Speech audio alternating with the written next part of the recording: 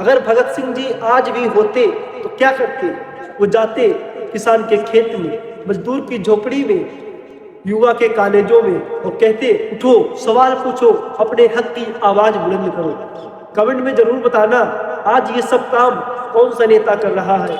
आज मैं स्टार जनता की तरफ से सिर्फ एक बात कहना चाहता हूँ, अगर आज भगत सिंह जी जिंदा होते तो वह हम पर गर्व नहीं करते। हाँ, थोड़ा कड़वा है लेकिन सच है। लेकिन जिस देश के लिए उन्होंने 23 साल की उम्र में फांसी का फंदा चूमा, आज उसी देश के लोग अन्याय देखकर भी चुप रह जाते हैं, अधिकार छीनते हुए देखकर भी सर झुकाकर चल देते हैं। भगत सिंह ने कहा था, क्रांति की तलवार विचारों की धार से तेज होती है, पर आज हमारे समाज सो चुका है।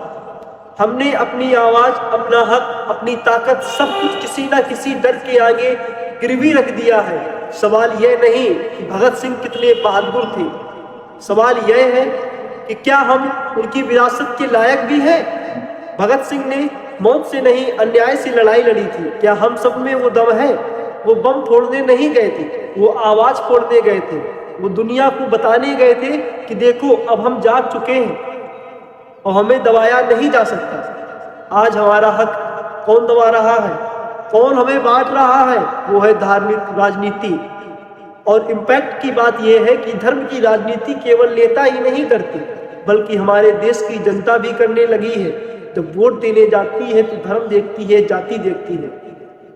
किसकी फैसले, किसकी गलतियां, किसकी चालें हमें भविष्य पर ताला लगा रही हैं, कुछ समझना ही नहीं चाहता है, सिवाय इस बात के कि हमारा झंडा किसके हाथ में।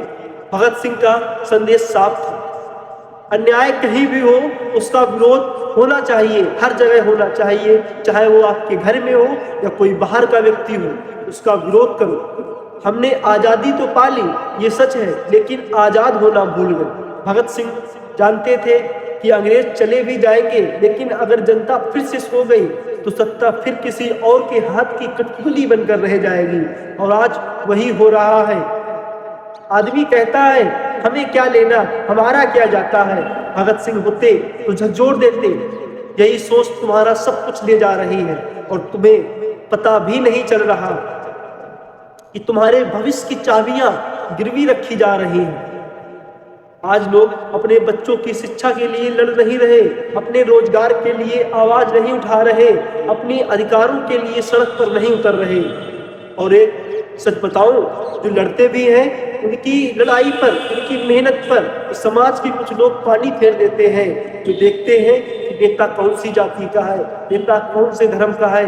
अबे भाई, नेता चुनने जा रहे हो, अपना रिश्तेदार नहीं। क्या तुम इसलिए पैदा हुए कि चुप रहो? क्या हम इसलिए संसार में आए कि दूसरे के लिए काम करें? क्या हम इसलिए जन्म लिए कि नेताओं की चमचागिरी करें? भगत सिंह का खून गर्म था पर उनका दिमाग ठंडा था।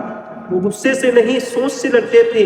उनका असली हथियार था उनकी कलम, उनकी आवाज, उनकी विचारधारा, उनकी सोच और समझ। आज हमें तलवार नहीं चाहिए, हमें वही जागृति दिमाग चाहिए। वो दिमाग जो सवाल करे किसी नेता से, किसी सिस्टम से, किसी अन्याय से। भगत सिंह जी सिखाते हैं, डरो मत, डर ही जंजीर है जो हमें गुलाम बनाती है। अगर भगत सिंह जी आज भी होते तो क्या करते? वो न नारे लगाते, न फोटो खिंचवाते, न सोशल मीडिया पर भाषण देते। वो जाते किसान के खेत में, मजदूर की झोपड़ी में, युवा के कॉलेजों में और कहते उठो, सवाल पूछो, अपने हक की आवाज बुलंद करो। कमेंट में जरूर बताना आज ये सब काम कौन सा नेता कर रहा है। हमारा देश तब बदलने लगता है जब किसान बोलता है, जब सबका अधिकार सबको मिलता है। और देश तब ही बदलेगा जब युवा बोलेगा मेरा भविष्य, महिलाएं बोलेंगी मेरी सुरक्षा, गरीब बोलेगा मेरा सम्मान। यही है भगत सिंह का असली रास्ता। क्रांति का मतलब लड़ाई नहीं, बदलाव है। क्रांति तलवार से नहीं, साहस से आती है। और साहस क्या है? सच बोलना, अन्याय के खिलाफ खड़ा होना, डर को तोड़ना और सिस्टम से सवाल पर सवाल करना। भगत सिंह जी भी ये चाहते थे कि हर भारतीय अंदर से मजबूत हो। आज हम आप अपने आप से वादा करें, भगत सिंह बनने का नहीं, वो तो सिर्फ एक ही थे और एक ही रहेंगे। आप उनकी आग को अपने अंदर हमेशा जिंदा रखेंगे, अपने बच्चों के अंदर वो आग भर कर जाएंगे। हक छीनेंगे तो चुप नहीं रहेंगे, अन्याय दिखेगा तो डरेंगे नहीं, और देश की बुनियाद सच, समानता और न्याय, उसको बचाने के लिए हमेशा आवाज उठाएंगे।